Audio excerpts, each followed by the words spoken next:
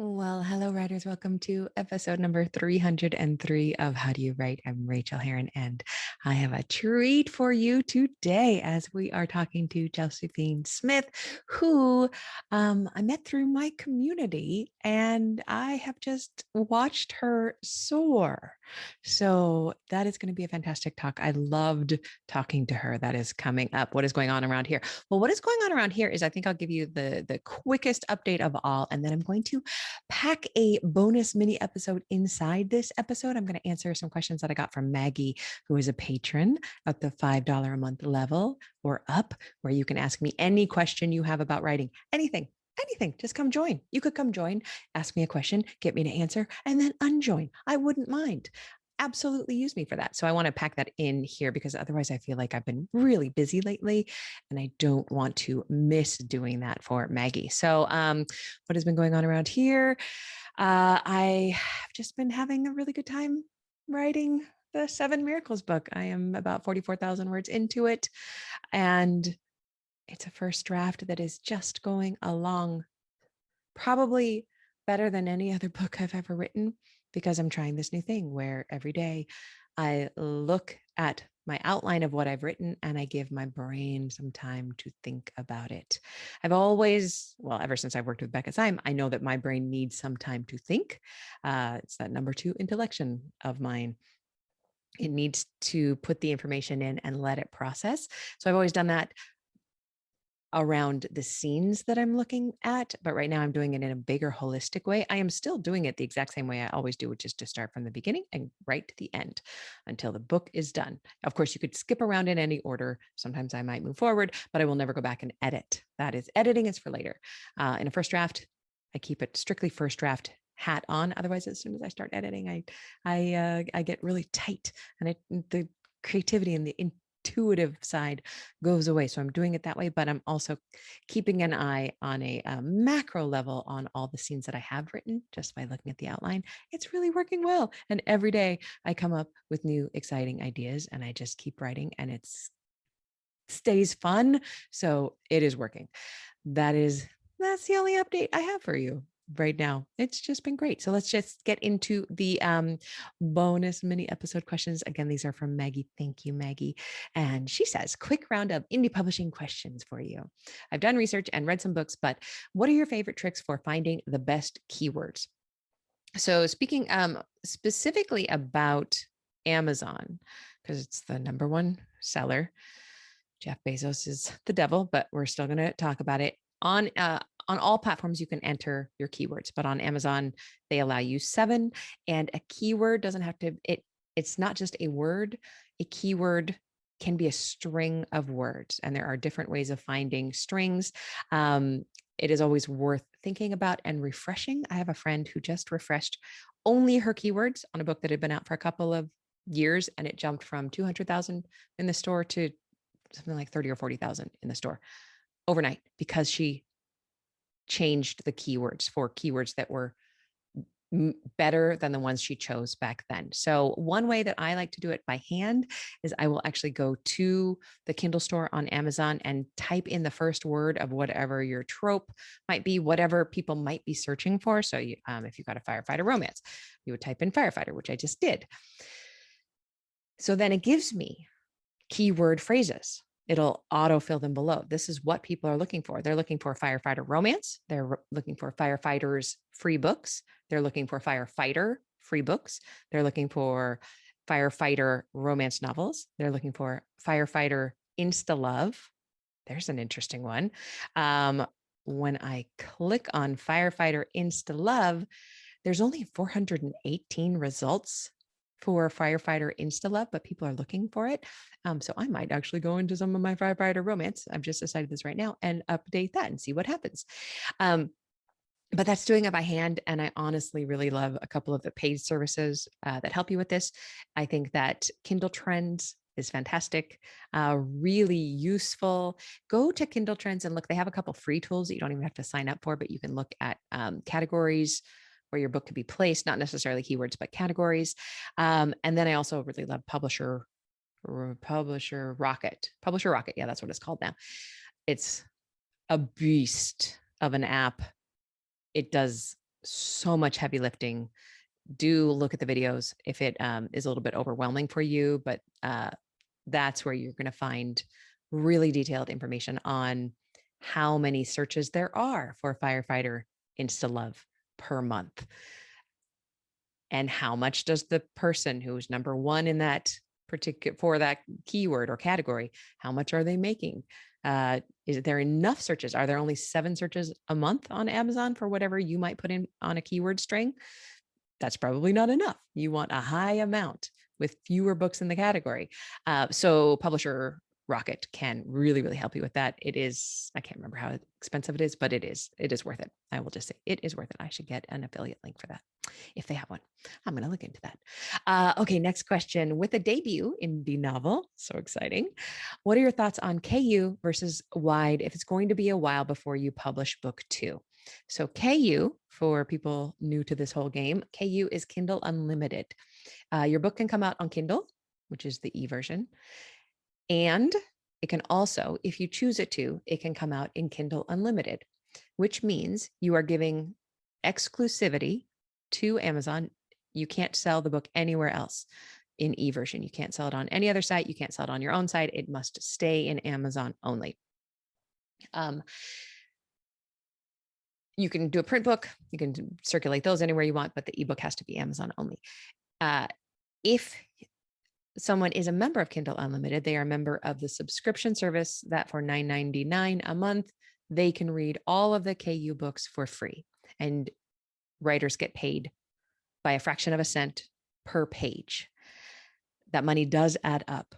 They have a fund that they arbitrarily at whim change and divide among the people who are in KU. So I always, I don't like that. I don't like a lot about the KU system. But it is what it is, because they divide it up, because this pieces, they're dividing up piece of a pie there. It is a zero sum game. If somebody gets more, somebody else gets less. That said, people make money in it, and it is an automatic way to be seen. Amazon is always going to prioritize the KU books. If you search for firefighter InstaLove, I've already closed the window, but I'm going to guarantee you that the first 5 or 6 hits are KU books. Why? Because Amazon wants you to stay inside the ecosystem and read those books. So therefore, you've got some searchability, you've got some findability in there. And while you are getting ready to produce, say, book 2 in a series or book 3 in a series, I think being in KU can be really useful. You just have to remember to have a way of keeping those readers who find you in KU, because it feels free to them, right? They've already paid their $9.99. They can read as many books as they want, but capture them. Make sure that you offer them something to get them on your mailing list. Don't miss that opportunity, so that when book 2 comes out, you can send them a note saying that it's out. You can always move your book out of KU. When you put it into KU, I think it's in there for 90 days if it's still the same system as it has been. But you can always move it out. You can then go wide and go on all the platforms. And then you could decide, oh, I don't like that, and go back into KU. You get to make all those decisions, and you get to do all of that playing around. But yes, I think KU is a great place for an early book in a series. Even though it galls me to I just think that Amazon and Facebook should just go sit in a room and talk to each other and leave the rest of us out of it for the rest of our lives. However, they also pay my bills. So thank you, Amazon, for that. And then a secondary question to that: does genre affect this decision in your opinion? Yes. If you're writing literary fiction, I wouldn't put it in KU. If you are writing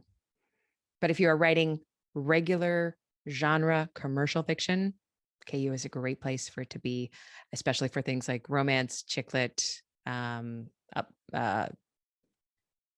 fiction, science fantasy, mystery, thriller, maybe. But yes. And Maggie, I know that your books will fit there perfectly. And the last question from Maggie is for epigraphs, do the same copyright rules apply to quotes and song lyrics as they do in the novel itself? Thank you. Yes. So an epigraph is that quote that you may or may not choose to put at the front of your book. You could have one of them, you could have a couple, you could have as many as you want, really. But fair use copyright rules generally say there's no hard and fast like law, but fair use rules generally say that you shouldn't use more than 2 lines of a poem, of a song, without writing to the entity who holds copyright on that song or poem. Even if the poet is long, long dead, that poem may still be under copyright. Various things will actually sometimes extend it past the 70 years after death in the United States. So do check on that. But yes, if you're going to keep it to 2 lines or less, or 2 lines or fewer, then you are probably in a good position. Again, that's no guarantee. It's only fair use after all, but you can feel pretty safe using 2 lines. Please, I am not a lawyer. Don't come after me if the Rolling Stones threaten to sue because you used 2 lines, but they honestly probably won't. That's just considered fair use. So yes, fantastic questions, Maggie. Thank you for asking them. Thank you for letting me fit this tiny little bonus info in before this awesome interview with Josephine Smith. Let me give you her bio. Josephine Smith is a cozy mystery author with a love of hot cups of tea, tricky puzzles, and spending Sunday afternoons with a good book. She lives in Northern California with her husband, dog, and cat, and they all get along most of the time. The Hemlock Inn Mysteries is her current series, featuring a charming inn, 2 senior citizen sidekicks, and an adorable beagle named Lola. Y'all, right? Like it's pretty rainy outside today. I just want to abandon everything else I have to do for the rest of the day and live in this world and pick up a Hemlock Inn book and sit on the couch with a cup of tea and watch the rain fall. So let's get into the interview with Josephine. You are going to love hearing how she has created indie success for herself. Oh, it's so good. It's so good. All right, everybody, enjoy. And I wish you all very, very happy writing. Thanks for being here. I really appreciate it. Well, I couldn't be more pleased to welcome to the show, Josephine. Hello. Hi, I'm very happy to be here. I'm so happy to have you. Will you please pronounce your name for us and give us your pronouns? Yes, it's Josephine Smith, and my pronouns are she, her. Thank you very much. Okay, so you and I go back through my Slack channel, the Onward Writer Slack channel. How did you come to the podcast? Just randomly finding it?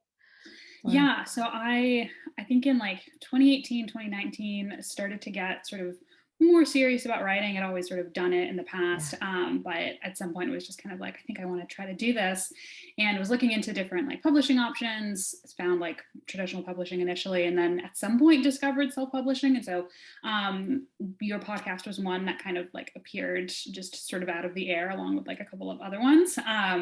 And knowing that you had a Slack group, I was like, yes, definitely, I'm going to get into this as well.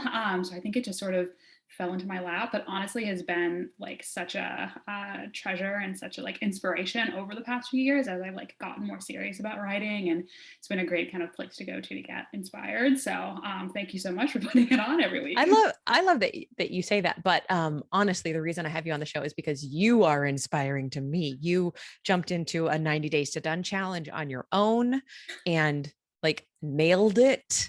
And you were inspiring everybody else in there. I think that's why we maybe even started that 90 days channel in there, was maybe because of you.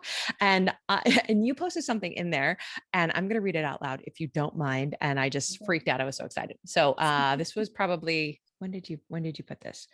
This was the end of December, end of November, because so just about as we're recording, about 3 or 4 months ago, 3 months ago.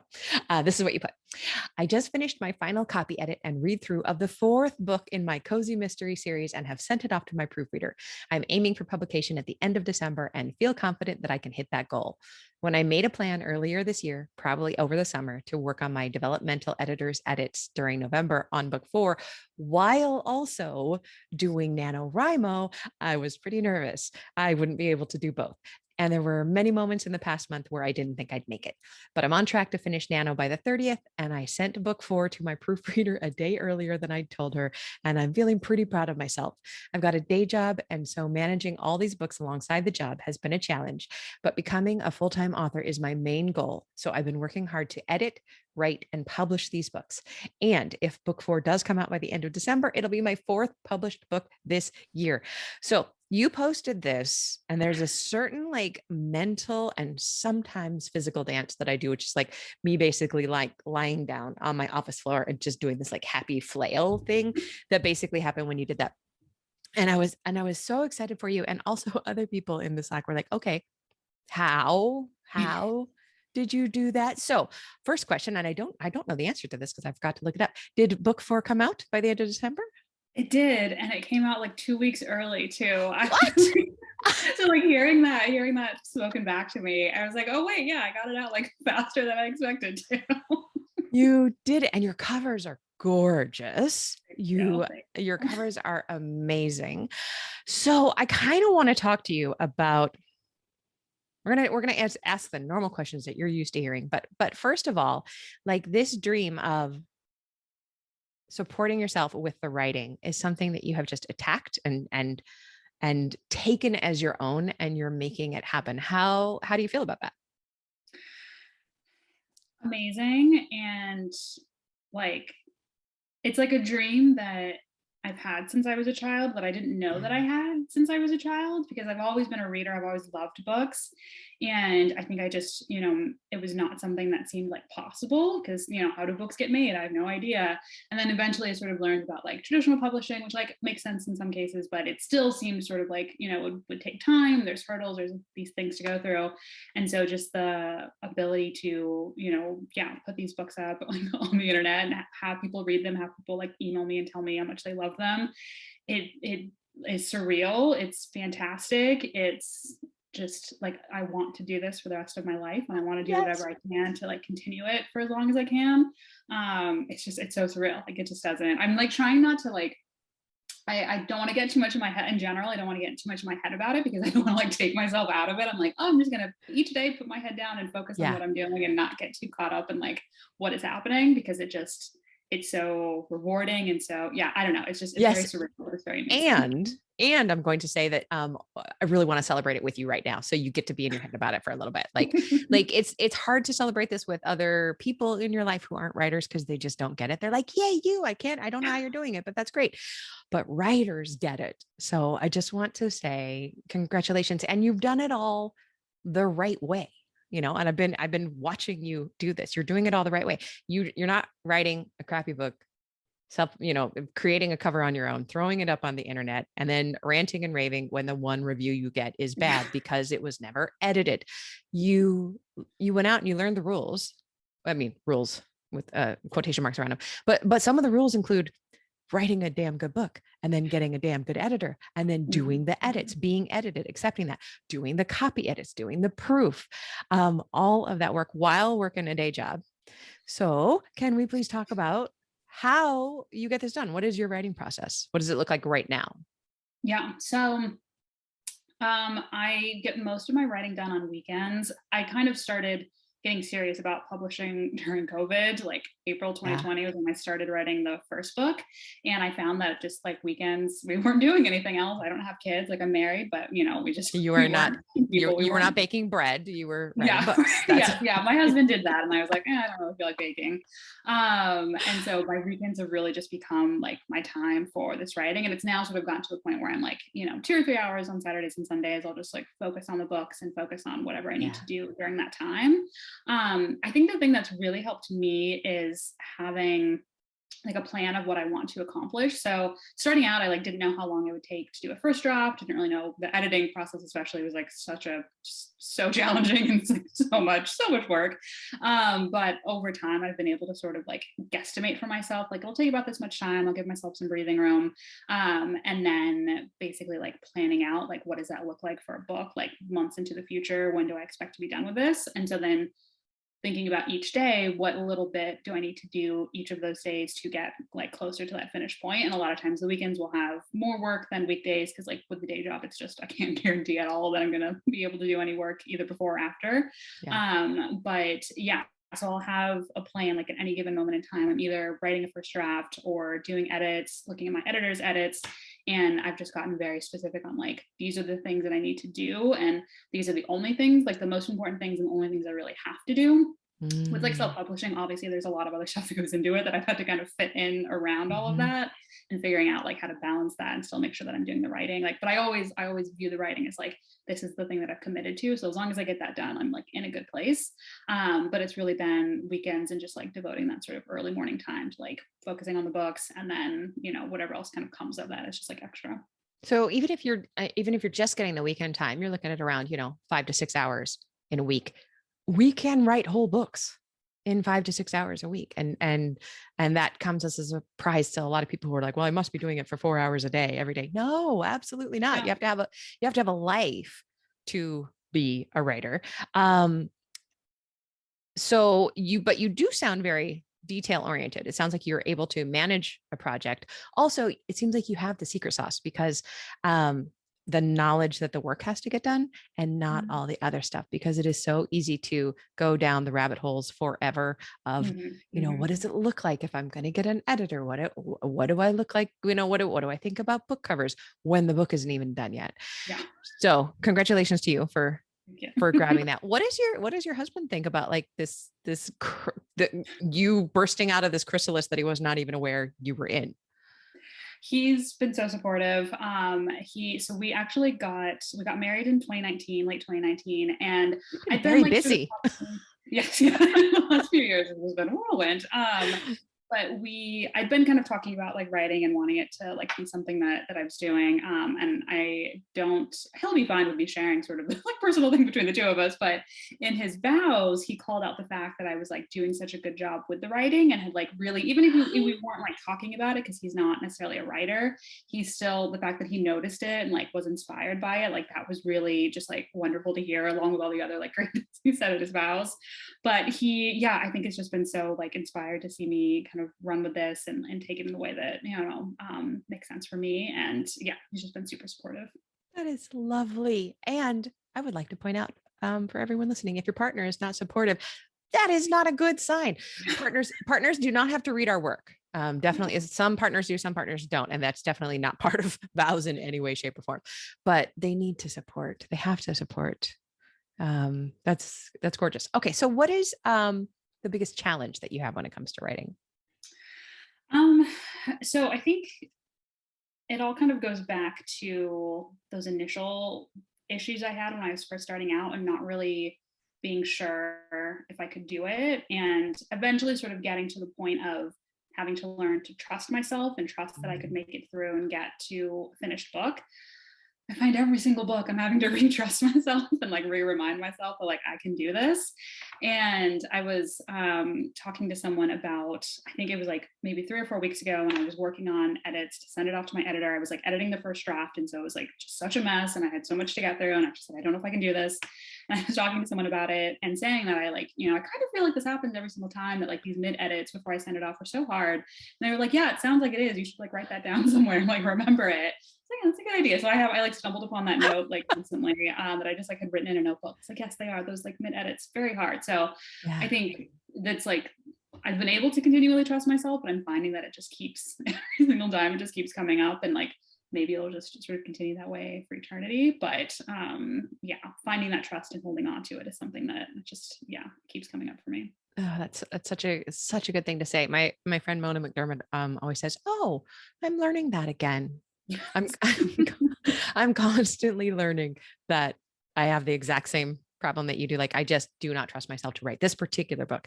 And then I remind myself that it happens every single time, that I don't think I'm going to be able to do it. And I always do. And it doesn't matter that we can't see how we will do it. Mm. It's just that what matters is believing that we can do it. And what's really hard is for a brand new writer who hasn't pulled it off yet. They don't believe it.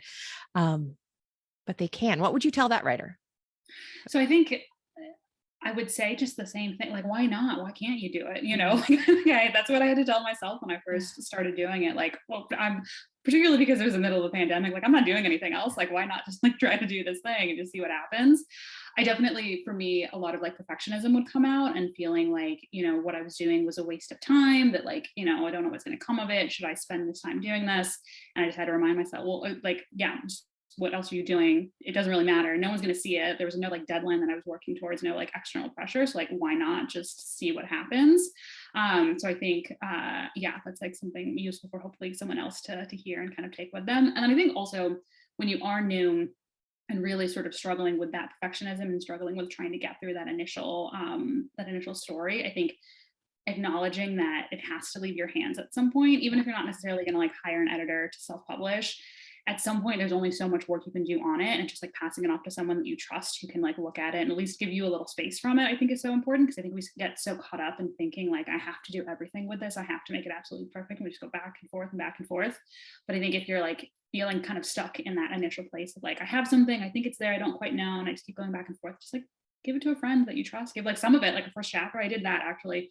The first book I sent it to like a close friend who was also a writer, just the first chapter, and she like gave me some good notes on it. And it just like opened something up for me. I was like, oh, okay, I can maybe actually do this by having like some external just like insight and support on the work. So I think just like passing it off again to someone you trust, you want it to be like a good, it has to be somebody you trust. Yeah. But I think that was really helpful to me, just kind of like getting it out of my head and into someone else's hands for a little bit. It kind of makes it real in a way, because before that it has never been real, and you've never written a book before, so that book has never been real to anyone else. Nowadays, are you releasing with pre-releases? Yes. So you're actually like readers are waiting for your books now. Yes. Oh my God, I know. Yeah, I'll like see them like stack up. It's no pressure. Well, what I'll do is, and I don't know if this is something that readers like, but what I will do is like set it like a month out, and then really like set it a month out from like the deadline I have in my head of when I'm going to publish it, and then just like move it earlier, when it's finally ready. Because that gives me a little bit of wiggle time. If like something happens, I have at least some room to adjust if needed. I haven't had to do that yet, but it's been so amazing just to see like each book, like people want to read this, people are excited about it. Yeah. You're kind of blowing my mind too, because I have literally never thought of the fact that you could set a deadline, you could set a release date, but then move it forward if you were done. In my head, that's like so cast in stone. Well, I'm just going to be waiting around for another 2 weeks, but you could just move it. Yeah. Oh, I love self-publishing. Okay. So what is your biggest joy when it comes to writing? Definitely like hearing from readers how much they're enjoying my books. What was the first email you got that was like that? How did it feel? Oh gosh. I think the first time was like a review on Amazon. Yes. Where like it was pretty clear, because like there were a couple where I was like, I think that's a family member, but or like a close friend. But there were a couple that were like, yeah, this is like an enjoyable cozy mystery. Just it felt like amazing to know that a stranger had said that about my work. And just knowing that, and I will kind of now like get, emails from people who are excited about it. I stumbled onto a review on the like third book recently where someone was like, I love this, love these stories. I've already read the fourth one, can't wait for the next one. And I just like, oh, that like lit me up for days. It was like so amazing. So I love like building those connections, and I'm looking this year to try to really sort of build my readership in terms of making those connections and really like focusing on a newsletter and trying to make it something that is engaging and like, really speaks directly to my readers, and kind of trying to come up with like different ways to do that. Because it brings me back to when I was a kid and loved reading books, and just throughout, sort of all of my life, and how much, I really connected with authors. And so having that chance to like directly connect with people who are enjoying my stuff as well, it's just been so fantastic. You are doing everything so beautifully. It's such a joy to see. Okay. Can you share a craft tip with us of any sort? Yes. So, I mean, I think there are just so many. It's funny. I was like trying to think of some before this, and many of them are things that like you have said or you have. And that's okay. We have to say these things over and over again. Yes, that's true. I think that's also very true. I mean, definitely like timed writing. So just setting a timer for even like 10 minutes, and just like, I have to do that with edits a lot of the times. Like if I'm like tired and I don't want to do an edit, just give me 10 minutes and I'll kind of see what I can get through. So I think that just kind of lowers the pressure of having to do something. If you can just like break it up, it makes it a little bit easier. And I think also, I mean, I don't know, I'm definitely finding that my process is shifting with each book, not like drastically, but like little things are kind of moving around a little bit. And I'm having to like remind myself, like, you can get through it. It's okay. It's okay.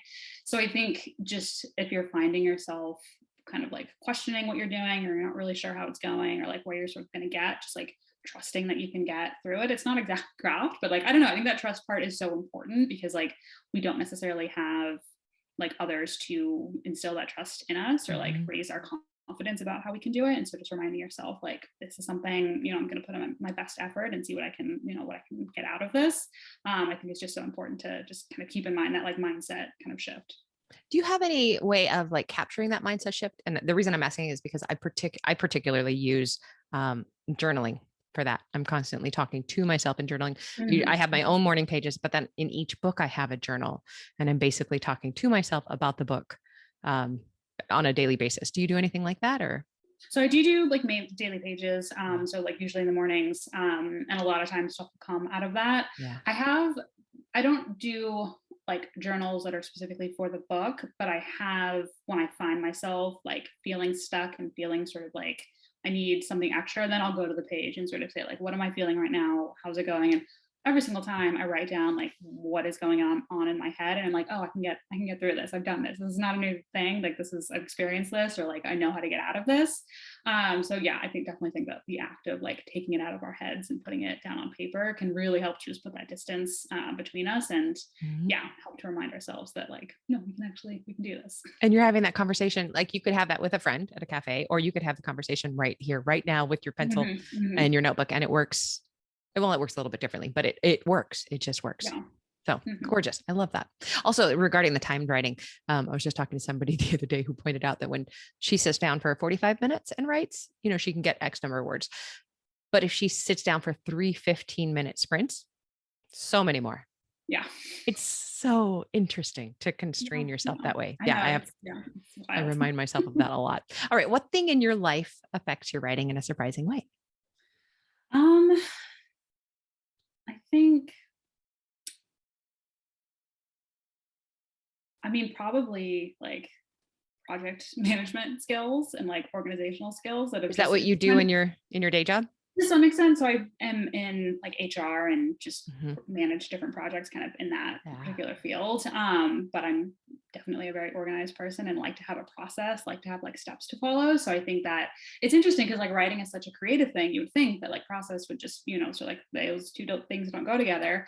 But I think for me, and honestly for like other people as well, having like boundaries around sort of what you're doing and making clear, like it doesn't have to be this like, you know, 12-hour like writing fest, because it's impossible. You're not gonna be able to do that. And instead kind of figuring out like, okay, are there actually steps I can take each time to get me from beginning to end, and just following those. And I don't know, somehow the creativity still manages to come out even when it's sort of like bound by these different like guardrails. So I think, yeah, just being extremely organized has helped me to get these books written. Have you done the Clifton Strengths? I have. What are your top strengths? Do you remember? So I don't think, I think like intellection. That's my number 2. Like, yeah. And then all of the other ones are like, I don't know, like harmony, and they're all very like people based, which sort of makes sense because that's like what my job is too. Like it's very like people focused, like wanting to like find sort of you know, peace between people, like different things like that. So I took it, I think like Becca Stein has been all over all of the podcasts for the last like 3 or 4 years. And so I took it like a year ago, and I'm trying to figure out with the ones that are like not directly related to writing, I'm trying to figure out how they might manifest in my writing. I think it kind of plays more into the like storytelling that I'm doing, the types of like stories that I want to tell, and how I want to like resolve things in certain ways. But interestingly, I think like learner is the other one actually. Yeah. So like intellectual and learner that are sort of more like, it kind of makes more sense for a writer to have those. Whereas like it's like harmony and, you know, like peacekeeping or something. I don't know. But the other ones are like very community social, right. Exactly. Something like that. Yeah. But all of those do feed right into what you're doing with books. You are giving people a way to connect, and that is in there. Also, I think that the doing Clifton Strengths and doing all that is super useful for people who are having difficulty getting the work done, which is not you. So I don't think you need to like perfect your game on Clifton Strengths. You're doing freaking great. Will you please share with us what I think you shared with me right before we started the show. You're about to release the 5th book. Is that right? Yeah. Well, so it's yes, I just sent it off to my editor for like development edits. So we're still like a couple months off. I think I'm like aiming for April. So yeah, but the book is done. Rapidly approaching. And it's left your desk. It's gone into editing. Yeah. Are these all the same series, in the same series? Yeah. And how long do you want to make that series? Do you know yet? So I'm kind of planning the sixth book to be like sort of a soft wrap up. I'm starting the first draft of the sixth one like this week, so that's also kind of on my plate right now. But it kind of I like wrote the first three without really too much of a plan of like what the first three were going to be or how they're going to relate to each Yeah. other. And then for the last three, it was like, oh, I can kind of see like some storylines that it makes sense to like wrap things up a little bit. And I was like, six seems like a good number because like that's a lot for someone to go into and read. And I'm now wanting to start thinking about a different series, still cozy Mhm. mysteries, still kind of in that same like genre, but likely a different location, different, sleuth and all of that. And I'm excited to kind of feel like I've learned a lot in this past, year or two, or it's all a blur. And so there's a lot of things that I, would tweak and do slightly differently with this new series. So I'm excited to kind of dive into that and see what happens there. And meantime, you may have to continue up until, 9 books with the I original know, series. yeah. My friend Juliet Blackwell, she has a cozy, she does 2 cozy series. One is paranormal haunted, like a clothing store in Haight Hmm. Ashbury in the city, and then this haunted home renovation set in Oakland across the bay. And Fun. she started doing the haunted home one because she thought the clothing one was dying, and then it caught on. And so Mm-hmm. now she does like I think she's up to at least 12 in the clothing and at least 9 in the haunted home, because it just keeps going and going, Yeah, yeah. which is a really good problem to have if you're enjoying it. Mm-hmm, So, definitely. okay, speaking of books, what is the best book that you've read recently and why did you love it? So I had to find it because I wanted to make sure I didn't forget the title. So this is called The Last Place You Look by Ooh. Kristen Lepionka. And it's about like sort of someone ends up in jail for a crime they maybe didn't commit, but it's not super clear. And like 15 years later, a PI gets involved to try to investigate like what happens. It's very sort of like, gritty, noir, dark mystery. Definitely a genre that I like a lot. And I kind of find myself like there's cozy mysteries that are very different from that, but Yeah. cozy mysteries are like a thing that I love a lot too. And Yeah. I see the kind of like darker mystery with like more kind of piece. I don't know. It's like more of a challenge. It feels like more of a challenge, but also feels like something that I might sort of want to move into as I keep going. And with this book, I finished it and then immediately ordered the like next three in the series. Oh, Just wow. loved it so much. It just like kept me like enraptured so much. And I think I like finished it in a day. And yeah, it was just very like caught my attention and held on for a very long time. Oh, that is so cool. That is so cool. And I like it when I see authors doing that. Like, Laura Lippman does the mysteries, but then she'll every once in a while do the standalone thriller, Mm-hmm. which is, grittier, darker, Yeah. and yeah, you just get to have fun. So could you please tell us about why don't you tell us about the entrance to the series, what it's about, and also about the most recent book, if you don't mind. Yeah, okay. So the Hemlock Inn mystery series, Auctions Such a and good, Alibis. such a good title. Auctions and Alibis is the first book. It stars Simone, who is living in LA. She's a bartender. She gets fired for punching a customer, like defending his girlfriend that he's like being, bad with. Love her And already. yeah, she doesn't have a job. She thinks she's about to get evicted. She's just like, what am I doing with my life? And discovers that she has inherited an inn in Washington State. Her aunt has passed away, and she now has to go up there and like deal with the inn. She doesn't think she can run a business because like she's a bartender. She's just like, kind of struggling with that. But also is like, what am I doing down here? Why not just go up there? And then, as happens in these books, there's a dead body. And so she's like wrapped up in figuring out what happened with the dead body. She, wants to deal with this inn and kind of, keep her aunt's memory living on as much as she can. And, obviously she makes some friends and discovers some things about herself. And yeah, it was just so much fun to write and so much fun to kind of envision these characters.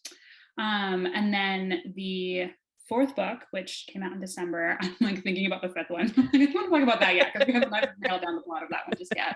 But the fourth one, still at the end, this one features a baking contest. So I had a lot of fun with this one Oh, I because I love just that. like got to describe like pies, like, like a lot of the book is just talking about people eating pies.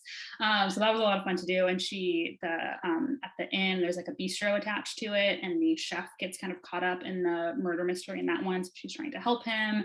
And there's like these Hollywood types who have come in and like invaded her inn, and so she's trying to like navigate that as well. And yeah, it's got a like really fun sort of springtime cover. So I'm like in love with that cover.